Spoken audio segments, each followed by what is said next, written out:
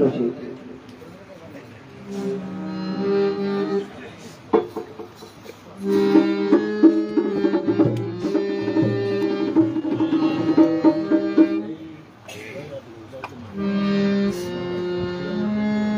ঈশ্বর তুমি নিরাকার,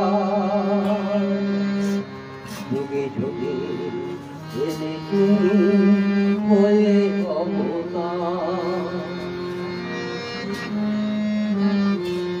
ঈশ্বর তুমি নিরাকার, যুগে যুগে এলে তুমি হয়ে অবতার। ঈশ্বর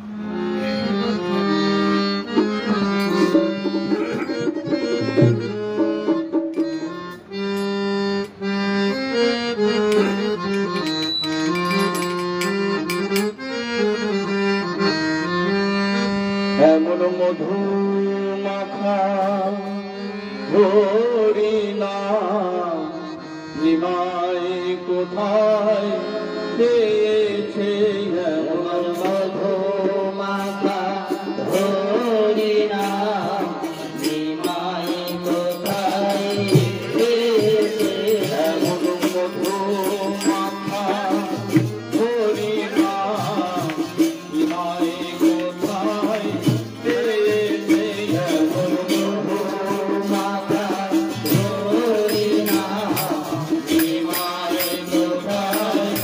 Yeah.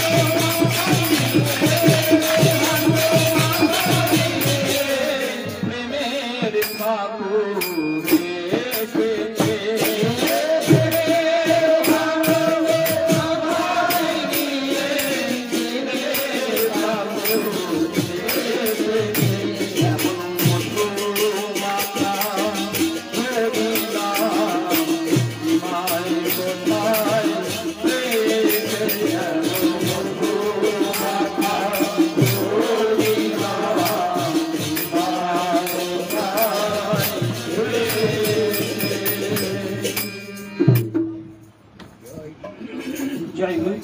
খুব সুন্দর একটা মন মাতানো কীর্তন আমরা শ্রবণ করলাম। এবারে আরেকটি কীর্তন শ্রবণ করে নেব আইসবাগ থেকে আগত দীপক হালদার কণ্ঠে।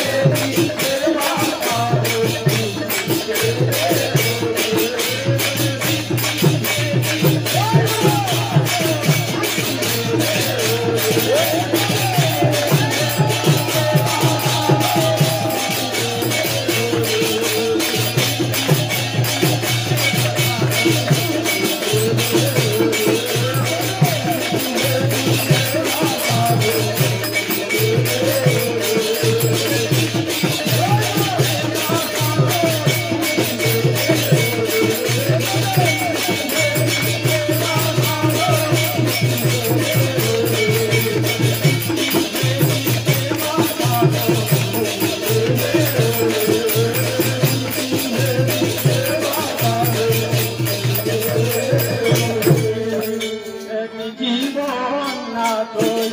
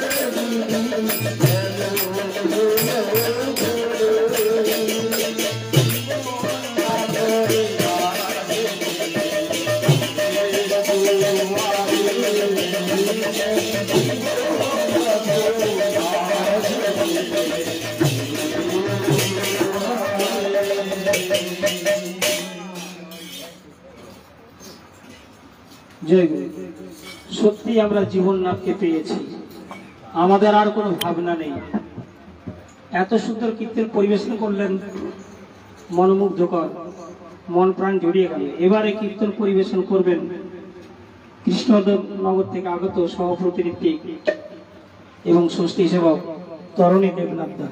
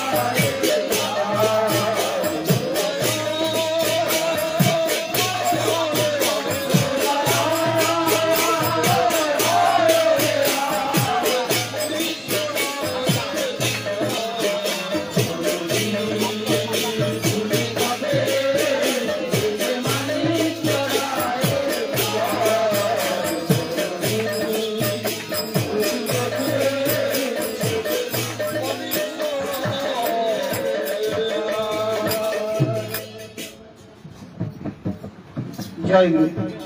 আমরা আরেকটি উদ্যম কীর্তন শ্রবণ করলাম, আনন্দে মজদুর হয়ে গেল। এবারে আমাদের এই গৃহেরই পরিবারের মধ্য থেকে বিশ্বজিৎ দাসদা একটা কীর্তন পরিবেশন করবেন, আমি তাকে আহ্বান করছি। জয় গুরু। ওই কি আনন্দ পরমানন্দ পুরুষোত্তম মিলয় বিনব। এ কি আনন্দ পরমানন্দ পুরুষোত্তম মিলয় বিনব। এ কি আনন্দ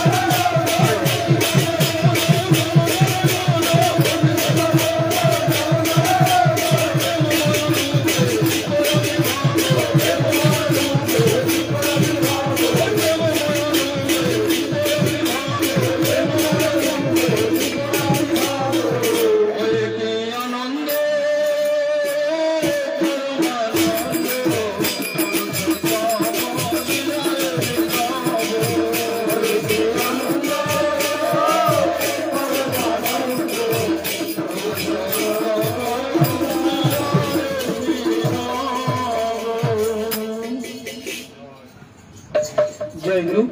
আমরা বেশ কয়েকখানি কীর্তন শ্রবণ করলাম। এবারে একটা ছোট্ট ছড়ার গান করবেন আমাদের শ্রদ্ধেয় নিপুণ হালদারদা, আইসবাগ থেকে এসছেন উনি। ওনাকে অনুরোধ করছি ছড়ার গান শুরু করবেন।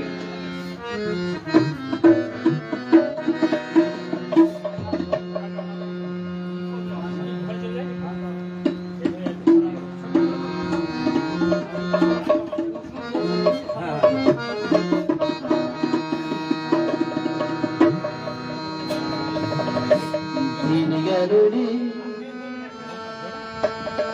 এই বনে তো বসে থাকলে চলবে না, ঘুরতে হবে ঘুরতে হবে, কি তোর কামনা।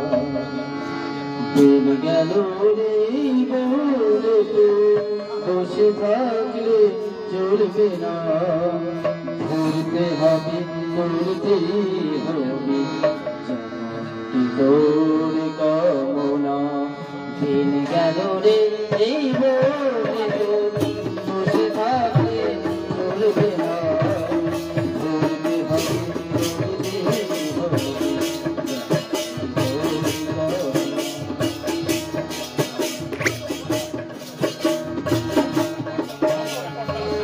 পাওয়ার দিকে ঝুঁকলে করার নেশা টুটবে, করার দিকে ঝুঁকলে আপনি পাওয়ার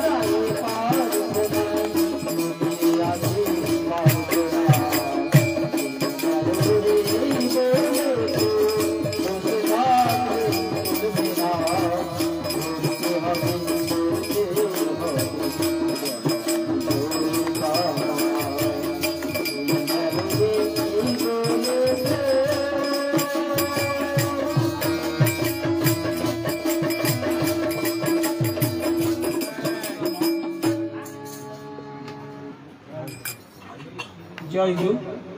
খুব সুন্দর করে আমরা ছড়ার গান শুনলাম। এবারে বহু প্রতীক্ষিত ইষ্ট প্রসঙ্গে যাব। পরম দয়ালের কথা শুনবো আমরা সকলেই। প্রারম্ভিক আলোচনা করবেন আমাদের কাছে উপস্থিত আছেন সহপ্রতিনিধি শ্রদ্ধেয় স্তুতিরঞ্জন সরকার দা। 5 মিনিট দাদাকে বিশেষ করে অনুরোধ করছি, 5 মিনিটের বেশি নেবেন না।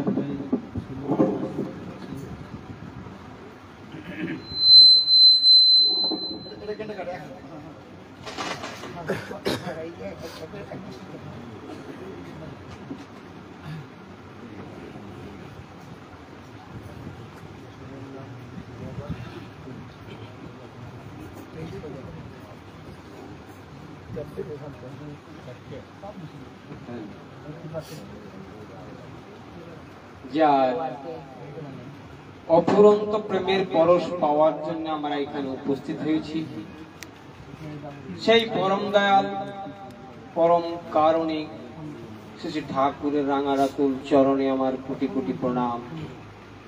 তারই লীলা সঙ্গিনী শ্রী বড়মার রাঙারাতুল চরণে কোটি কোটি প্রণাম।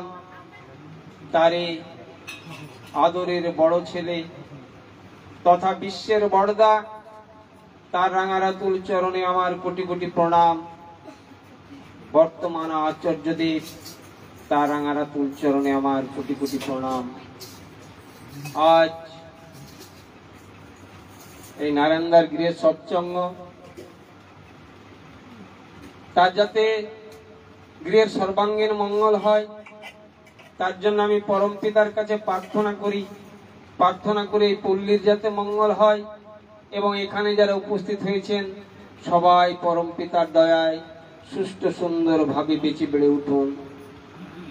যাই হোক, ঠাকুর সত্য অনুসরণে বলছেন, জগতের সমস্ত ঐশ্বর্য জানা, ভালোবাসা, কর্ম, যাহার ভিতর সহজ ভাবে উৎসারিত, যার প্রতিটি আসক্তিতে মানুষের বিচ্ছিন্ন জীবন ও জগতের চরম সমাধান লাভ হয়, তিনি মানুষের ভগবান। সেই ভগবানকে আমরা পেয়েছি, সেই পুরুষোত্তমকে আমরা পেয়েছি। তাকে ভুলে যদি আমরা অন্য কোথাও যাই তাহলে দেখবেন আমরা যে অন্ধকারে ছিলাম সেখানেই থেকে যাব। আর তাকে যদি আমরা সামনে রেখে চলি তাহলে দেখবেন আমরা চলার পথে যেসব ভুলগুলো করে থাকি সেগুলো তখন আমরা বুঝতে পারি এবং ধরতে পারি এবং সেগুলো আমরা আস্তে আস্তে সংশোধন করতে পারি। আমাদের বাঁচা বাড়ার পথ সুন্দর হয়। তাই ঠাকুরের আশ্রমে কৃষ্ণ প্রসন্ন ভট্টাচার্য তিনি থাকতেন। তিনি ঠাকুর তাকে প্রশ্ন করছেন যে এই কৃষ্ণ প্রসন্ন দা, আপনি তো একজন হুগলি কলেজের পদার্থবিদ্যার রসায়ন শাস্ত্রের অধ্যাপক, আপনার টাকা পয়সা, গাড়ি বাড়ি, ধন দৌলত ইত্যাদি থাকা সত্ত্বেও আপনি এখানে থেকে গেলেন কেন? তার উত্তরে পরম দয়াল শ্রী ঠাকুর বলছেন, তার উত্তরে কৃষ্ণ প্রসন্ন দা ঠাকুরকে বলছেন যে ঠাকুর, এখানে থেকে আমার জীবনের ভুলগুলো আমি ধরতে পেরেছি এবং সেগুলো আমি আস্তে আস্তে সংশোধন করতে পেরেছি। ঠাকুর হাঁটু চাপড়ে বললেন, 7 জন্মের কাজ হয়ে গেছে। তাহলে পরম দয়ালকে আশ্রয় করে যদি আমরা চলি তাহলে দেখবেন আমাদের যত আগের জন্মে এই জন্মে যত রকমই পাপ করে থাকি সেগুলো আস্তে আস্তে কেটে যায়, আমাদের বাঁচা বাড়ার পথ সুন্দর হয়। 2 ভাই ছিল। এক ভাই বাগানে গিয়ে বসবাস করছে, কারণ সে গুরু ত্যাগ করে অন্য গুরুর দীক্ষা নিয়েছে। আগেকার দিনে বড় ভাই যেটা বলে দিত তখন সেটাই হতো। তাই শিবতীদা আর তার দাদা দুজন মিলে ভাগাভাগি করে তাকে বাগানে বসবাস করার জন্য ছেড়ে দিল। এই যে গুরু ত্যাগ হলো তার, এক দীক্ষা থেকে ঠাকুর অনুকূল চন্দ্রের দীক্ষা নিয়েছে বলে এইভাবে চলে যাচ্ছে। একদিন শিবতী তার রাস্তা দিয়ে চলে যাচ্ছেন, তার বড় ভাই ডেকে বলছে, এই শিবতী শোন, এই যে আমার গুরুদেব এসছে বেনারস থেকে, তাকে দান দক্ষিণা যথাসাধ্য আমরা দিয়ে থাকি, আর গ্রামের সবাই তার পা ধুয়ে জল খায়, তাতে রোগ ব্যাধি ভালো হয় এবং তারা অমৃত পথের যাত্রার জন্য রাস্তা তৈরি করছে। আর তোর গুরুদেব বছরে একদিনও আসে না, আর আসবেই বা কি করে? আমার গুরুদেব সংস্কৃতে ডবল MA এবং দেখতে সুন্দর ভালো, আর তোর গুরুদেব শুনেছি 9 কি 8 পাস। তখন শিবপতিদা সেই তার গুরুর যে অপমান তিনি সহ্য করতে পারছেন না। তিনি লেখাপড়া সেরকম জানেনই না, তিনি ইসের কাজ, কন্ট্রাক্টর কাজ করতেন, টিপ সহি দিয়ে টাকা তুলতেন। আবার যখন গঙ্গায় বা কোনো জায়গায় ব্রিজ টিজ করা হতো, সেই ইঞ্জিনিয়াররা সেই শিবপতিদার কাছ থেকে বুদ্ধি পরামর্শ নিতেন। এই করে তাদের কাটতো। তিনি হঠাৎ টিকিট কেটে দেওঘর চলে গেলেন, ঠাকুরকে প্রণাম করেছেন। ঠাকুর প্রণাম করে, ঠাকুর যেদিকে মুখ করে বসে আছেন তিনি উল্টো দিকে বসেছেন। তারপর ঠাকুর যখন ডান দিক দিয়ে দেখছেন, তখন শিবপতিদা বাম দিকে মুখ ঘুরাচ্ছেন। আবার ঠাকুর যখন বাম দিক দিয়ে মুখ ঘুরাচ্ছেন, তখন শিবপতিদা ডান দিকে মুখ করছেন। এই করতে করতে যেমন মা আর ছেলের মধ্যে মান অভিমান পালা চলে, সেই রকম অনেকটা। তখন ঠাকুর তার মান ভাঙাবার জন্য ঘাট থেকে নেমে গিয়ে তার 2 হাত ধরে সামনে করে বসিয়ে দিলেন। সামনে করে যেই বসালেন, তখন দুজনে লাগছে খুব মূর্ছিত হয়ে পড়েছেন। তখন ঠাকুর জিজ্ঞাসা করেছেন, ক তোর কি হয়েছে ক? তখন শিবপতিদা বলছেন, ঠাকুর আমার প্রেস্টিজে পাংচার্জ হয়ে গেছে। ঠাকুরের কি হাসি যে আমার শিবপতি ইংরেজি কয়, এই জন্য তার খুবই হাসি। যেমন বাতাসে একটা গাছে বাতাস লাগলে যেরকম দোল খায়, ঠাকুরের সেই রকম দোল খাচ্ছে পা থেকে মাথা পর্যন্ত, আর হাসছে। তখন ঠাকুর তার চোখ দুটো মুছে দিচ্ছেন। মুছে দেওয়ার পর ঠাকুরকে বলছেন যে তোর কি হয়েছে বল। তখন শিবপতিদা বলছেন, ঠাকুর আমার দাদা বলছেন যে তোমার গুরুদেব তো কোনোদিন বাড়ি যান না এবং আমার গুরুদেব লেখাপড়া জানেন না, এইসব কথা বলছেন। তো ঠাকুর আপনার চরণ স্পর্শ করেছে কিনা আমি জানি না, আপনাকে ভালোবাসি কিনা আমি জানি না, ঠাকুর আপনাকে আমার একবার বাড়ি যেতে হবে। তখন ঠাকুর চুপ করে আছেন। তারপরে ঠাকুর বলছেন, আরে তুই প্রত্যেক মাসে শুক্রবারে সৎসঙ্গ দিস না? তুই বাদশা দিলি, মাওয়া দিলি, তারপর ডাবটা ঢাকা দিসনি বলে আমার জল খাওয়া হলো না। তো ঠাকুর তাহলে আপনি গিয়েছিলেন আমার বাড়ি সৎসঙ্গে? হ্যাঁ গিয়েছিলাম, কিন্তু এবার থেকে যখন সৎসঙ্গ দিবি ডাবটা কেটে ঢাকা দিবি। তারপরে আবার ঠাকুর বলছেন, আরে তুই সকালবেলা ইষ্টভীতি করিস না? তখন তিনি বলছেন, হ্যাঁ প্রত্যেকদিন আমি ইষ্টভীতি করি। তুই যখন ইষ্টভীতি করিস তখন আমি 2 হাত ধরে আমি সেই ইষ্টভীতি গ্রহণ করি। শিবপতিদা বলছেন, তাহলে তো ঠাকুর আপনি আমার কাছে প্রত্যেক দিনই যান? হ্যাঁ আমি যাই। ঠাকুর আবার জিজ্ঞাসা করছেন, আরে তুই ওই বাণীটা পালন করিস না? ঠাকুর কি বাণী? যে উষায় নিশায় মন্ত্র সাধন চলাফেরাই জপ, যে উষায় নিশায় মন্ত্র সাধন করিস না? হ্যাঁ ঠাকুর করি। তখন তোর হৃদয়ে আমি বসে জপ করি, চলাফেরায় আমি জপ করি, তখন তোর হৃদয়ে আমি বসে থাকি। তখন শিবপুতিদা বলছেন, ঠাকুর তাহলে আপনি তো নিত্য আমাদের সঙ্গে থাকেন। হ্যাঁ, আমি নিত্য তোদের সঙ্গেই থাকি।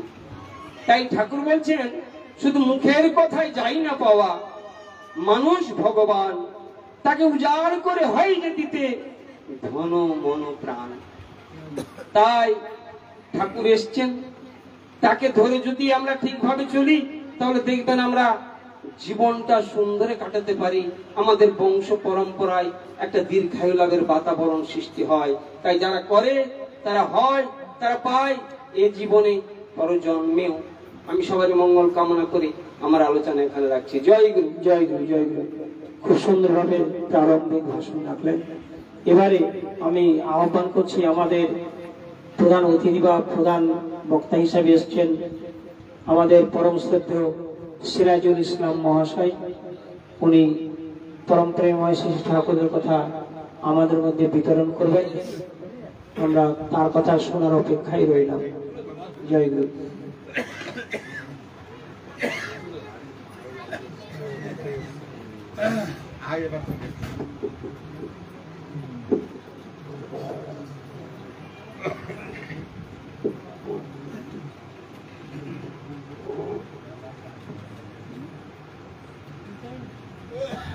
পরম দয়াল ঠাকুর শ্রী শ্রী অনুকূল চন্দ্রের চরণ করি বন্দন, যাহা হইতে বিঘ্ন নাশ অভীষ্ট পূরণ।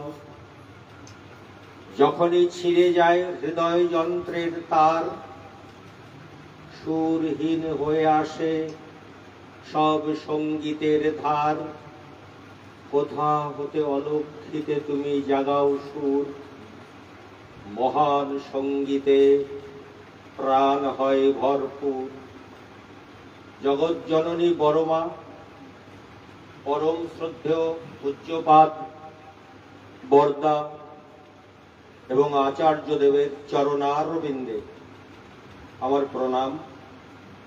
সেই সঙ্গে বন্দনা করি অজ্ঞান তিমিরান্ধস্য জ্ঞানাঞ্জন শলাকায়া চক্ষুরুন্মিলিতং येन তস্मै শ্রী গুরুবে নমঃ। সব শেষে আপনারা কৃপা করে আমার কথা শুনছেন। কৃপা করে এই কারণে যে আমার কথা শুনবেন, এটা আমারই সৌভাগ্য। তবে একটা কথা বলি, আমার দাদারা মায়েরা, আমার কথা আপনারা শুনছেন না, আমাকে ভেতর থেকে একজন বলাচ্ছেন। তিনি আমাকে বলাচ্ছেন তার কথা। অনেকে বুঝতে পারলেন না। সাগর দেখেননি অনেকে, কিন্তু নাম শুনেছেন অথবা দেখেছেন। সাগরের ঝিনুকে মুক্ত হয়। আমার মায়েরা মুক্তোর মালা পরেন, ওগুলো ঝিনুকের ভিতরে হয় সাগরে। কিন্তু জানেন কি, যে সাগরে বৃষ্টি হয় না সে সাগরের ঝিনুকে মুক্ত জমে না। সাগর কি করে, তার অনন্ত জলরাশিকে বাষ্পীভূত করে দেয়, দিয়ে ওগুলো মেঘ হয়। ও মেঘ ঝরঝর করে সাগরের বুকে যখন পতিত হয়, সাগর পুলকিত হয়। তারই জিনিস সেই মেঘ করেছে, তারই বুকের উপর পড়ছে। বুকের উপর যে পড়ে সেও সাগর, যার উপরে পড়ে সেও সাগর। সাগর পুলকিত হয়, পুলকিত হলেই ঝিনুকে মুক্ত হয়। ঠাকুর আমার অন্তরতর সত্তায় অবস্থান করে তার কথাই বলছেন আমার মুখ দিয়ে, শুনছেন তিনি, আমার কথা শুনছেন না। সিরাজুল ইসলামের কথা কেন শুনবেন? রাত জেগে শিশিরের বাড়ি ধারা মাথায় নিয়ে মা একবার ভেবেছেন মা? আমি ভাবি মুর্শিদাবাদে কোথায় টিভিতে দেখছিলাম কি মারামারি গন্ডগোল ধর্ম নিয়ে দেখেছি মা। আজকেও সকালে বললো মাস্টারমশাই কোথায় যাবেন? আমি বললাম জিয়াগঞ্জে। বললো ধর্মসভা? আমি কোথাও গেলে, গতকাল কাটোয়াতে ছিলাম মা, মোবাইলে ছবি আছে। বললো আজকে কোথায়? মানে সবাই বলে ধর্মসভায় যায়।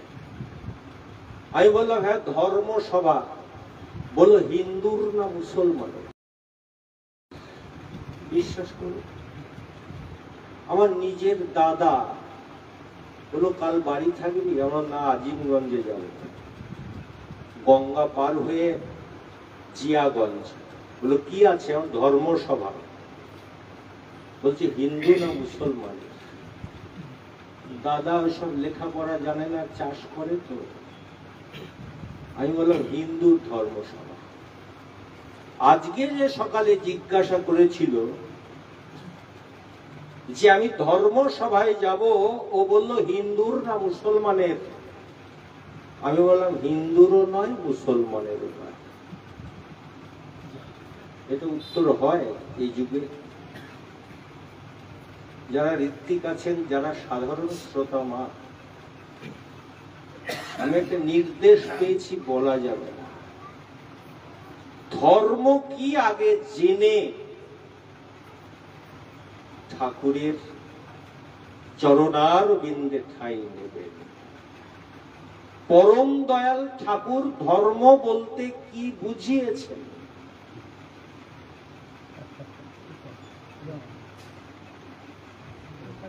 এই যে বস্তুর সম্মুখে আমি বক্তৃতা করছি মা, এটার নাম মাইক্রোফোন। এটা ধর্ম আছে। পৃথিবীর প্রত্যেকটা বস্তুর একটা করে ধর্ম আছে মা। কাপড়টারও ধর্ম আছে, ফুলের মালাটারও ধর্ম আছে, পাখারও ধর্ম আছে মা। যে বস্তুটার সম্মুখে আমি কথা বলছি এর একটা ধর্ম আছে। এর ধর্ম কি?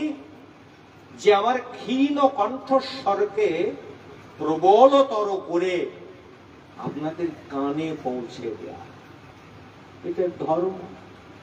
পাখাটা ঘুরছে, এর ধর্ম কি?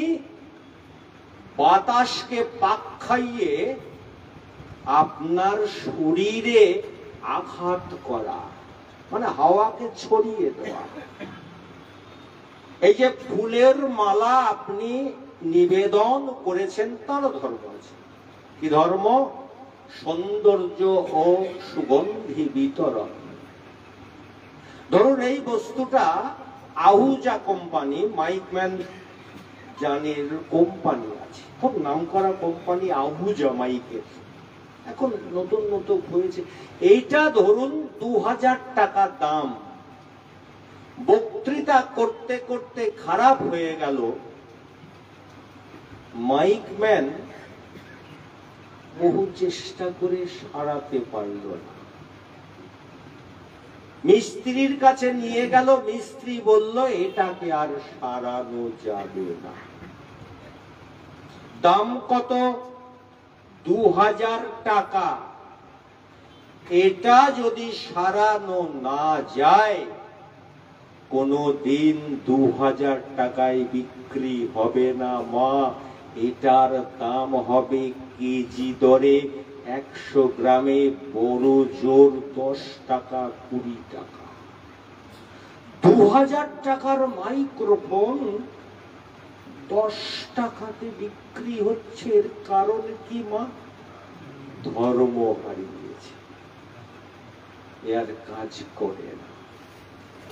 ওরিয়েন্ট ফ্যান লাগিয়েছেন, 1600 টাকা দাম। আর ঘোরে না। মিস্ত্রি বলল কয়েল পুড়ে গেছে, ঘুরবে না। পৃথিবীর কোন জায়গায় এই ফ্যানটিকে 1600 টাকায় বিক্রি করতে পারবেন না, 300 টাকাও দাম হবে না যদি আপনি জানিয়ে দেন এ ফ্যান আর ঘুরবে না, কেউ কিনবে না। কেন কিনবে না? 1600 টাকার মাল 300 টাকায় কেন কিনবে না মা? ও তার ধর্ম হারিয়েছে বলে। ধর্ম হারাচ্ছে যে তার মূল্য কমছে মা। ভালো করে শুনবেন, এ মালা কিনেছিলেন 50 টাকায়, 3 দিন পরে মালা পচে যাবে। যে দোকান থেকে নিয়েছিলেন সেই দোকানে গিয়ে বলবেন 5 টাকায় ফেরত নাও, নেবে না। 50 টাকার মালা 5 টাকায় কেন নেবে না মা? ও তার ধর্ম হারিয়েছে। সুগন্ধি দেয় না, সৌন্দর্য দেয় না, গন্ধ বিতরণ করে। আমি মানুষ, আমার একটা ধর্ম আছে, সেটা হিন্দু মুসলমান নয় মা, বরং দয়াল ঠাকুর বলেছেন মানুষের ধর্ম মানবতা। মানবতা যদি না থাকে, মানুষ পদবাচ্য নয়, মানে তাকে মানুষ বলা যায় না। কি খেলার ছলে টপকে এসেছেন মা? ওমা খেলার ছলে টপকে এসেছেন কেন বললাম? রবীন্দ্রনাথের সহজ পাঠ এ সিরাজুল ইসলামও টপকে এসেছিল যখন MA পাস করে কলকাতা বিশ্ববিদ্যালয়ে। তখন আমাকে বলে, তুমি কি পাস করেছো, কত বড় ডিগ্রি অর্জন করেছো, সহজ পাঠ পড়েছো হে? আমি বললাম সহজ পাঠ।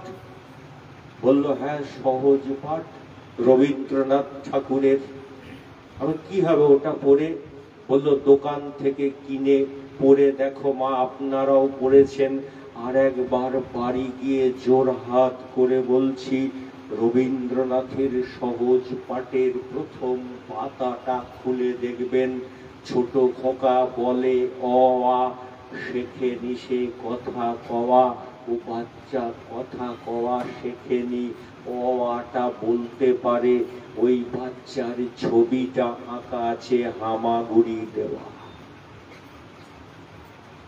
ভারত বিখ্যাত চিত্রশিল্পী নন্দলাল বসু ওই হামাগুড়ি দেওয়া ছবি এঁকেছিলেন। রবীন্দ্রনাথ কানে কানে বোধহয় কিছু বলে দিয়েছিলেন, ওই জন্য হামাগুড়ি দেওয়া বাচ্চা। ওমা, যে বাচ্চা অ আ বলতে পারে সে বাচ্চাকে বসিয়ে আঁকলে কি ক্ষতি হতো? কেন গুরুদেব রবীন্দ্রনাথ তাকে বসিয়ে ছবি আঁকালেন না, অথবা নন্দলাল বসু আঁকলেন না? কখনো ভেবেছেন মা, কখনো দেখেছেন এ ছবি কেন আঁকলেন? ভারত বিখ্যাত আন্তর্জাতিক খ্যাতি সম্পন্ন চিত্রশিল্পী নন্দলাল বসু।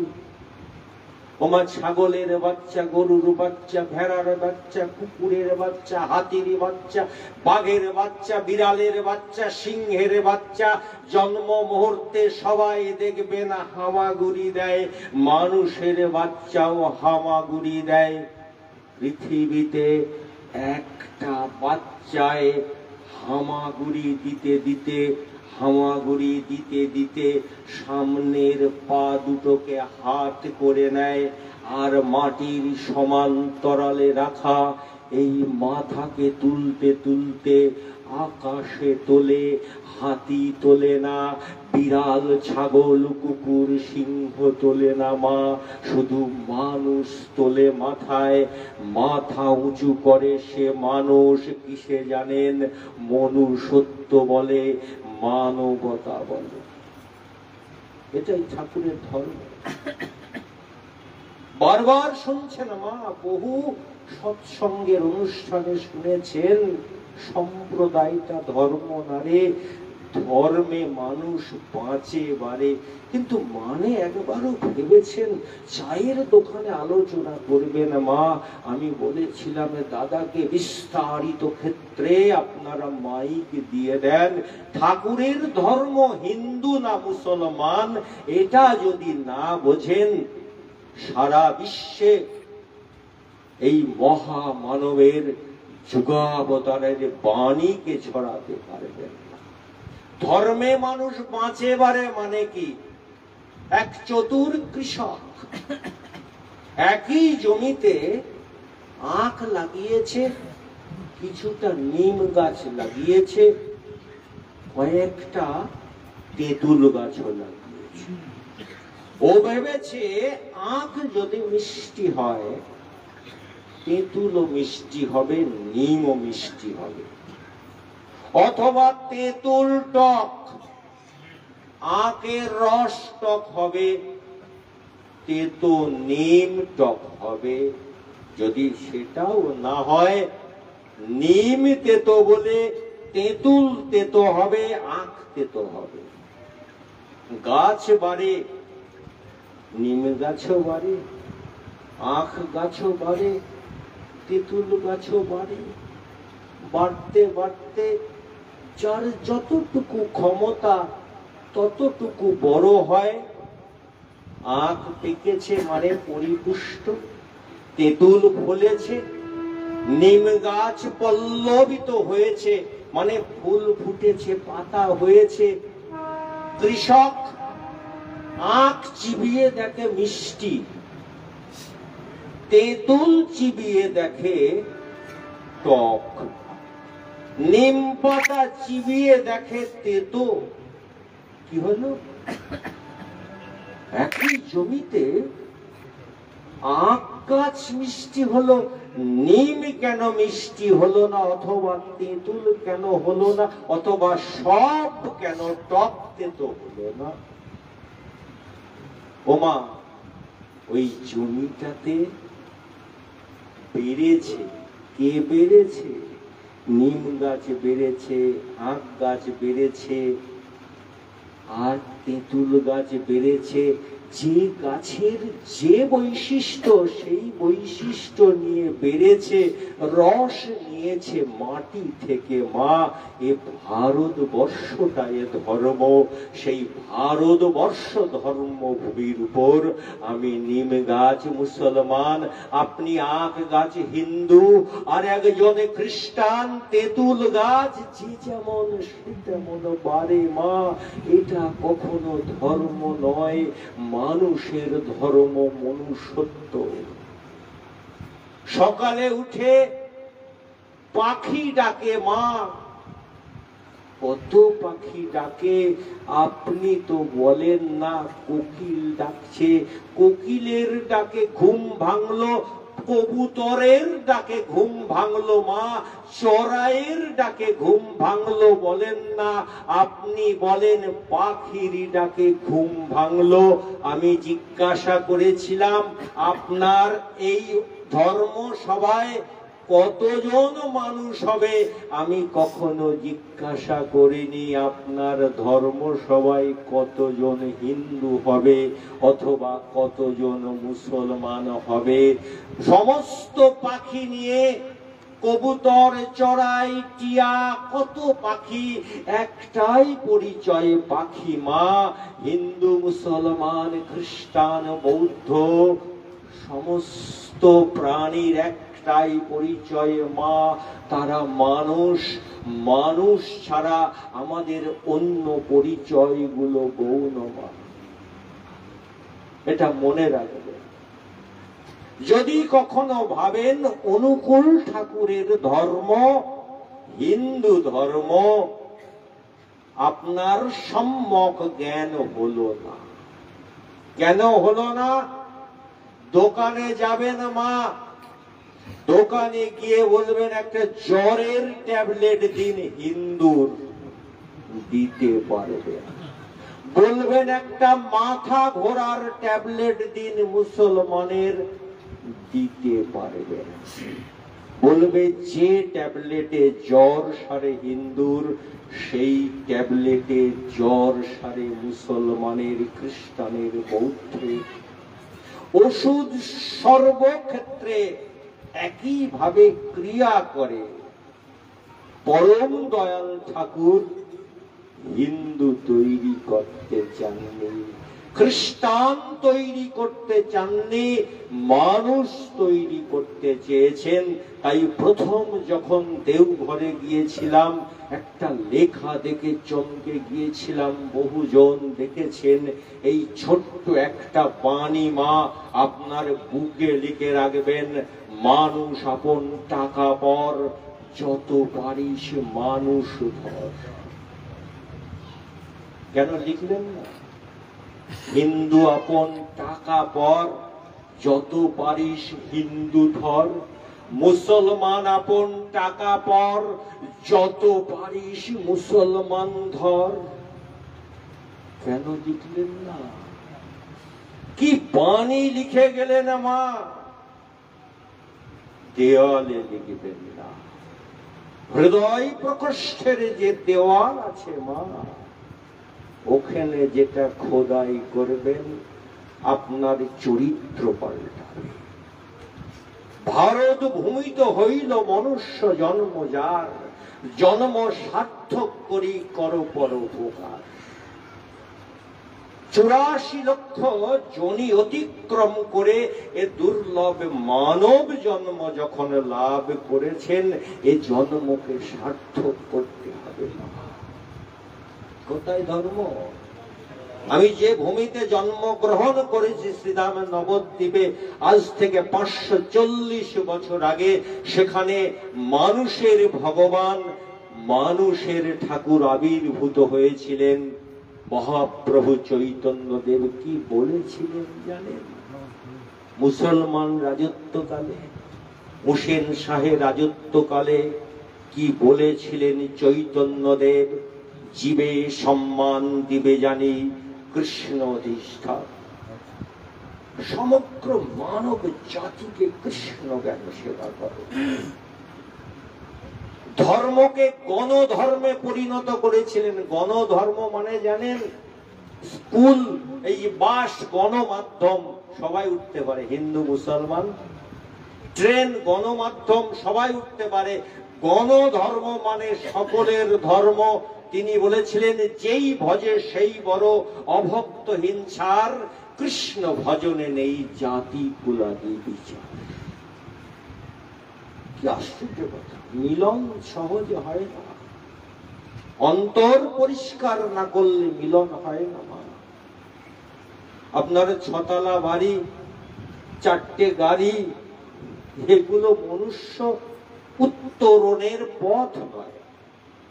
আসলে একটা জানেন মা, এই যে আমরা হানাহানি করি, এই বাড়ির পাশে মা 1 হাত জায়গা নিয়ে এই বহরমপুরের কোর্টে আদালতে কেস হচ্ছে, এর একটাই কারণ, এই যে আমি বক্তৃতা করছি, এই বারবার ঘড়ি দেখছি মা, আপনার মতো আমিও হচ্ছে রোগী, মানে পেশেন্ট। আপনিও রোগী, আমিও রোগী। কি রোগী? আমরা প্রত্যেকেই ভবরোগী। মনে রাখবেন, ভবরোগ কি? আমার বাড়ির পাশের জায়গা, আমারই জায়গা, 1 হাত কেউ নিয়েছে, আমি আদালতে যাচ্ছি, ক্রোধ প্রকাশ হচ্ছে, প্রতিশোধ স্পৃহা, এটা একটা রোগ। আমি অল্পেতে রেগে যাচ্ছি, এটা একটা রোগ, ভবরোগ। আপনারা জানেন, মুসলমানদের কোরআন আর হিন্দুদের গীতা, আসলে আমরা এই দুটো মহান গ্রন্থকে এমন জায়গায় রেখে দিয়েছি, এই দুটো প্রেসক্রিপশন। রোগ হলে যেমন ডাক্তারের কাছে গেলে মা একটা সাদা কাগজে 4-5টা ওষুধ লিখে দেয়, বুকের উপর রেখে 5 দিন শুয়ে থাকবেন, রোগ সারবে না, ওই ট্যাবলেট গুলো নিয়ে এটা দিন 2টো করে 5 দিন, এটা শোয়ার সময় একটা মিলিয়ে খেতে হয়, তবে আপনার রোগ সারে মা। কোরআন আর গীতা আপনি ওই আলমারির মধ্যে লাল শালুকে জড়িয়ে রাখলে মা এ ভবরোগ সারবে না। ওটা আল্লাহর আর এটা ভগবানের প্রেসক্রিপশন। যে প্রেসক্রিপশনে ওষুধ লেখা আছে মা, কিসের ওষুধ জানেন? এইগুলো হচ্ছে আমাদের আপনার হিন্দু মুসলমান নেই, কোরআনে কোথাও মা যদি দেখাতে পারেন এটা মুসলমানের কোরআনে বলা আছে সমগ্র মানব জাতির কল্যাণের জন্য এই কিতাব অবতীর্ণ। বাঘ বাঘের মাংস খায় না, কোনদিন শুনেছেন নাকি? বাঘ বাঘের মাংস খায়, খায় না কেন খায় না? বাঘ তার ব্যাঘ্রত্ব বোঝে, আর আমি মানুষ হয়ে যদি মানুষকে খুন করি, আমি মনুষ্যত্বহীন পশু ছাড়া আর কি হতে পারি? ও মা, আপনার এই ত্বকের নিচে যে রক্ত প্রবাহিত ধমনীতে ধমনীতে মা, এই সিরাজুল ইসলামের রক্তেতেও সেই একই রকম উপাদান, রক্ত লাল আপনার আমার সকলের। ঠাকুর পরম দয়াল ঠাকুর মানুষে মানুষে মিলন ক্ষেত্রটিকে মজবুত করতে চেয়েছেন, হিন্দু মুসলমান এক করতে চাননি। নিম গাছের মতো নিম গাছ বাড়বে, আখ গাছের মতো আখ গাছ বাড়বে, কিন্তু যে মাটি থেকে রস নেবে সেই মাটি হলো আসল ধর্ম। আমাদের মূলে যেন সেইটা থাকি। বিশ্বাস রাখিস মূলে, তবে যাবি কুলে। ইসলাম ধর্মে বলে ঈমান যার আছে, ঈমান মানে বিশ্বাস। বিশ্বাস কোথায় আছে মা? আমি আসার সময় সকালবেলা বুঝলেন তো, আমাকে বললো চিনি এনে দাও তো। আমি চিনি কি করবো? চা করবো। আমার বেরোতে হবে, আজিমগঞ্জ যাব। বলে নিচেই আমার ফ্ল্যাটে থাকি নবদ্বীপ ধামে, চিনি আনতে গিয়েছি। গোপালদা 1 কেজি চিনি দাও তাড়াতাড়ি, আমি বেরোবো, গাড়ি আছে দাঁড়িয়ে আছে। গোপালদা দেখি লবণের বস্তা থেকে, আমি গোপালদা লবণ নয় চিনি, এই বস্তার গায়ে লবণ লেখা আছে। বলে এটাই চিনি। আমি সে কি লবণ লিখে রেখেছে কেন? বলো পিঁপড়েতে জ্বালায়। আমার সে কি গো, পিঁপড়ে আমার লেখাপড়া জানে নাকি? এই তোমার লবণ দেখে তাহলে ঢুকবে না? আসলে মা, গীতার গায়ে হিন্দুদের ধর্মগ্রন্থ লিখেছেন, চিনির বস্তায় লবণ লিখেছেন। কোরআনের গায়ে মুসলমানদের ধর্মগ্রন্থ লিখেছেন, মিছরির বস্তায় লবণ আছে লিখেছেন। দুটো বস্তাতে অমৃত আছে মা। ও বস্তা থেকে যদি অমৃত পান করেন, ভালো হিন্দু হবেন না, ভালো মুসলমান হবেন না, কি হবেন জানেন? ভালো মানুষ তৈরি হবেন। দেওঘর হিন্দু তৈরি করে না, মুসলমান তৈরি করে না, পূর্ণ মানুষ তৈরি করে। পূর্ণ মানুষ সেই যার 16 আনা ঈমান আছে। মুসলমান হলে, হিন্দু হলে 16 আনা মনুষ্যত্ব আছে। কোনদিন ভেবেছেন মা একবার যে আপনি কে? একবারও ভেবেছেন? বললে কোথায় যাবে? মুসলমান বলে বেহেশতে যাব, আপনি বলেন স্বর্গে যাব। ওমা, ঠাকুরকে একজন গিয়ে বলছে, ঠাকুর আমি কে? Who I am. বলল তুই কে এটা বুঝতে হলে জীবনের 12টা বাজা। বলল সে কি? আমি কে এটা বুঝতে হলে জীবনের 12টা কি করে বাজবে? বলল হে শোন, ঘড়ি আছে বাড়িতে? বলল হ্যাঁ। বলল ঘড়িতে যখন 12টা বাজে, দুটো কাঁটা, ঘন্টার কাঁটা আর মিনিটের কাঁটা লেগে যায়, যায় কিনা? 12টার সময় ঘন্টার কাঁটা, মিনিটের কাঁটা লেগে যায় দূর থেকে একটা দেখি, জীবন হলো ঘড়ি, মন আমার দেহ ঘড়ি সন্ধান করি, কোন মিস্ত্রি বানায়েছে আমার দেহ ঘড়ির দুটো কাঁটা, একটা কাঁটা জীবাত্মা আর একটা কাঁটা পরমাত্মা। যখন আমার জীবনের 12টা বাজবে, জীবাত্মা পরমাত্মা মিশে যাবে। কি করে মিশবে? ওমা কি করে মিশবে জানেন? মেশা যাবে। কঠোপনিষদে নচিকেতা যমরাজকে বলছেন যে আমি কে? বলল তোর পঞ্চ ইন্দ্রিয়, এই ইন্দ্রিয় সমূহকে ঘুম পাড়া। ওরা ঘুমিয়ে গেলেই তুই কে দেখতে পাবি। আমার আমিত্ব যখন চলে যায়, অহংকার যখন চলে যায়, তখন ভিতর থেকে ঠাকুর জেগে ওঠে, পরমাত্মা জেগে ওঠে। আমি ক্ষুদ্র, সে বৃহৎ। ও দয়াওলা, কোথায় যাও? একটু দই দিয়ে যাও। আহারে, তোমার মতো যদি ওই রকম ঘুরতে পারতাম। রবীন্দ্রনাথের ডাকঘর নাটক। আসলে আপনি আমি অমল। দয়াওলা পরমাত্মা, বিশ্ব ব্রহ্মাণ্ড অসীম, আমি সীমা, সেখানে মিশতে চাইছি। অমল মরে গেল, জীবনের 12টা বেজে গেল, ঘড়ির কাঁটা দুটো এক হলো, জীবাত্মা পরমাত্মায় মিশে গেল। রবীন্দ্রনাথ লিখলেন, সীমার মাঝে অসীম তুমি বাজাও আপন সুর। কি তত্ত্ব মা!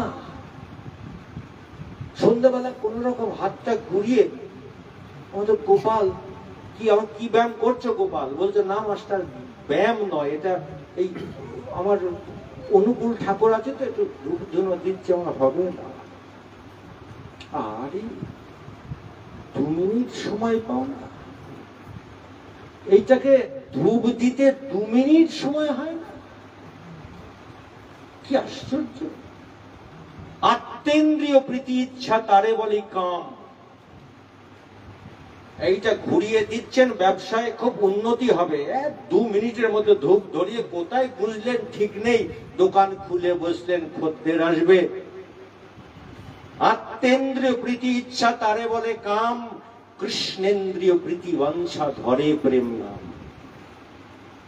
আমার বাড়ি চাই, টাকা চাই, বুলেট মোটর সাইকেল চাই, রয়্যাল এনফিল্ড, সব কামনা। আমার কিছু চাইনি, আমি পরম দয়ালের রাতুল চরণ দুটো চাই। এটাই প্রেম। আমায় দেমা তবিল দাঁড়িয়ে, আমি নিমক হারাম নই শঙ্করী। রামপ্রসাদ বলছেন তবিল মানে কি জানেন? তবিল মানে টাকার সিন্ধুক। রামপ্রসাদ বলছে মা, ও টাকা চাইছি নে মাগো, আমি তোমার চরণ রূপ তহবিল চাই মা, ওইটা দাও, ওইটা পেলেই তো আমার জগতের শান্তি। কোনটা ধরতে যাচ্ছেন? রাজনৈতিক নেতা ধরুন, ব্যাংকের পাসবই ধরুন, 100 বিঘে জমি কিনবেন লালবাগে, লজ করবেন ধরুন, একটা জিনিস আপনাকে আটকাবে না। আমার নানা মানে আমার দাদু বললো চা খেতে যাব, দোকানে নিয়ে চো। আমার যেতে পারবো? বললো আমার লাঠি আছে, হে 30 বছরের লাঠি, তেল চুকচুকে। সত্যি আমার নানা মানে আমার দাদুর লাঠি ছিল। আমি সাথে সাথে যাচ্ছিলাম, আষাঢ় মাসের দিন তো, মাটি রাস্তা, স্লিপ কেটে দাদু একদম লাঠি সমেত ধপাস করে কাদায় পড়েছে। আমিও স্লিপ কেটে পড়ে যাচ্ছিলাম। রাস্তার ধারে একটা খুঁটি পোঁতা ছিল, খুঁটিটা ধরে সাই করে ঘুরে গিয়েছি। আমি আর পড়িনি। দাদুকে তুলে বললাম, দাদু তোমার 30 বছরের তেল চুকচুকে লাঠি তোমাকে আটকাতে পারেনি। লাঠি হচ্ছে চ্যুত বস্তু, আর এই খুঁটিটা ধরেছিলাম। খুঁটি আমাকে ছাড়েনি। খুঁটি হচ্ছে অচ্যুত বস্তু, আল্লাহ বা ভগবান খুঁটি। তাকে ধরলে আপনাকে ফেলবে না। সম্পদ হলো লাঠি, ওটা বারে বারে আপনাকে কাদায় পাকে ফেলবেন। তাই আসল জিনিসে ধরুন মা। এই কটি কথা বলে ঠাকুরের চরণারবিন্দে আমার প্রণাম জানিয়ে, আপনাদের প্রণাম জানিয়ে বিদায় নিচ্ছি। ভালো থাকবেন।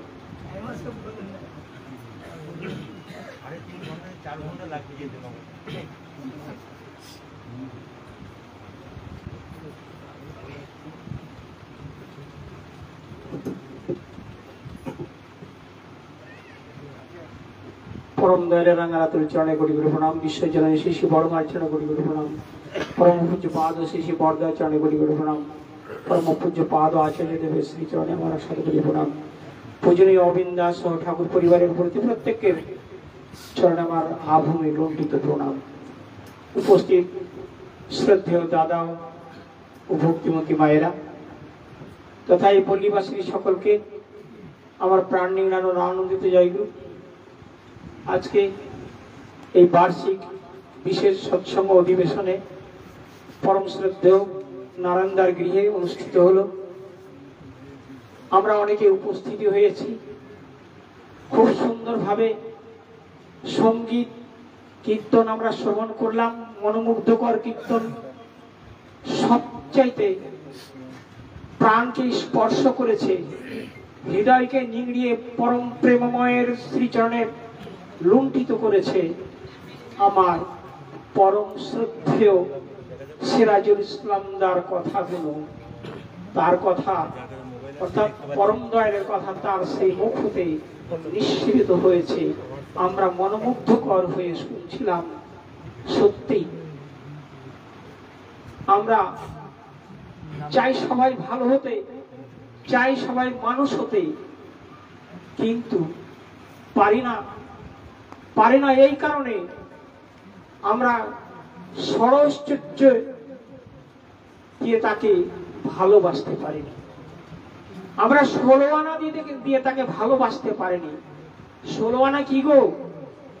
10 ইন্দ্রিয় 16 ঋতু, এটাই হচ্ছে 16 আনা।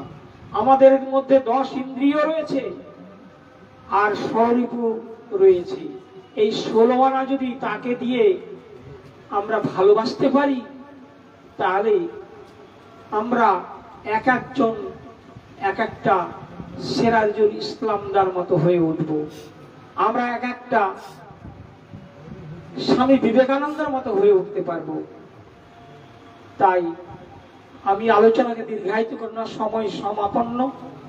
আপনারা সবাই ভালো থাকুন, সুস্থ থাকুন, আনন্দ থাকুন। আর এই সৎসঙ্গ অনুষ্ঠানকে সবাই যারা সর্বাঙ্গ সুন্দর করেছেন তাদেরকে আমার অকৃত্রিম ভালোবাসা আর সকলকে আমার বিনম্র শ্রদ্ধা জ্ঞাপন করি। এবারে ধ্বনি পরিবেশন করবেন আমাদের শ্রদ্ধেয় শম্ভু ঘোষদা।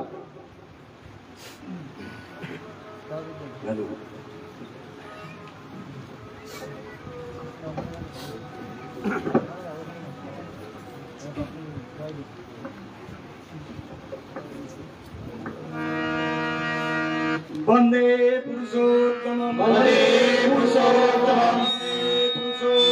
वंदे पुरुषोत्तम वंदे पुरुषोत्तम वंदे पुरुषोत्तम प्रेममय श्री श्री ठाकुर चंद्र जी की जय। प्रेममय श्री श्री ठाकुर चंद्र जी की जय। प्रेममय श्री श्री ठाकुर चंद्र जी की जय। परमात्मा जगत जननी श्री श्री वर्मा की जय। जगत जननी श्री श्री वर्मा परमात्मा जगत जननी श्री श्री वर्मा परम पूज्य पाद श्री श्री वर्धा की परम पूज्य पाद श्री श्री वर्धा की परम पूज्य पाद श्री श्री वर्धा की परम पूज्य पाद श्री श्री आचार्य देव परम पूज्य पाद श्री श्री आचार्य देव परम पूज्य पाद श्री श्री आचार्य देव सत्संग सत्संग सत्संग वंदे पुरुषोत्तम वंदे पुरुषोत्तम वंदे आर्य विद्ये वंदे आर्य विद्ये वंदे मातृवर्गन वंदे मातृवर्गन ইষ্টদৈবতম বন্দে পুরুষোত্তমম পুরুষোত্তমম পুরুষোত্তমম প্রেমময় শ্রী শ্রী ঠাকুর অনুকূলচন্দ্র জি কি জয় গুরু। আজকের মতো সৎসঙ্গ এখানেই শেষ হলো।